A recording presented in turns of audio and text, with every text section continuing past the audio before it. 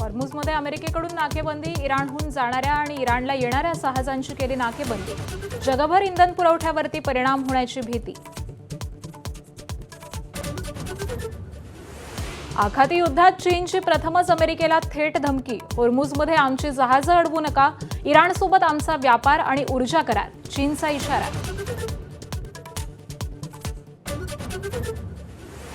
मुंबईत ड्रग्सच्या ओव्हरडोसनं 2 विद्यार्थ्यांचा मृत्यू. गोरेगाव नेस्को संकुलातील लाईव्ह कॉन्सर्ट दरम्यान घेतले ड्रग्स. मृतांमध्ये एका मुलीचा समावेश. पोलीस ठाण्यात सदोष मनुष्यवधाचा गुन्हा दाखल, तिघांना अटक.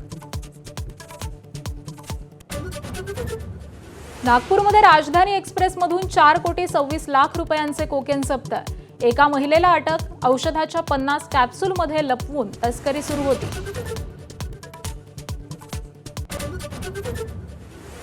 अमरावतीच्या परतवाड्यात अखेर मुलींचे अश्लील व्हिडिओ व्हायरल केल्याप्रकरणी मोहम्मद अयाजवर गुन्हा दाखल.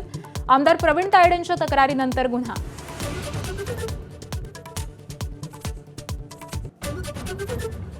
नाशिकच्या TCS मधील लैंगिक शोषणाची टाटा सन्सकडून अंतर्गत चौकशी सुरू.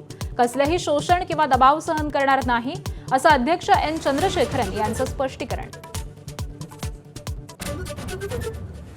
बंधू अशोक खरातला 4थ्या गुन्ह्याप्रकरणी पुन्हा न्यायालयात हजर करणार. महिलेला लग्नाचं आमिष दाखवून लैंगिक शोषण केल्याचा आरोप.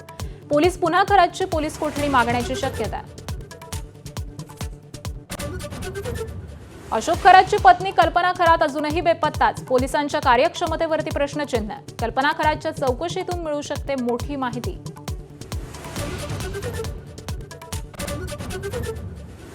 त्र्यंबकेश्वर संस्थानचा विश्वस्त पुरुषोत्तम कडलक याला अटक. दर्शनाच्या काळाबाजार प्रकरणी पोलिसांची कारवाई. भाविकांकडून दर्शनासाठी 3,000 रुपये उकळल्याचा पुतण्यावर आरोप.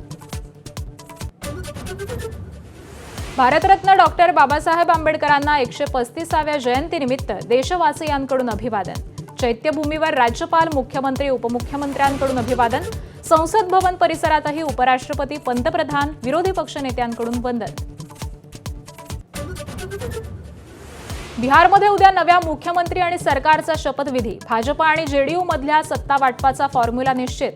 भाजपचा मुख्यमंत्री आणि JDUचे 2 उपमुख्यमंत्री असणार, सूत्रांची माहिती.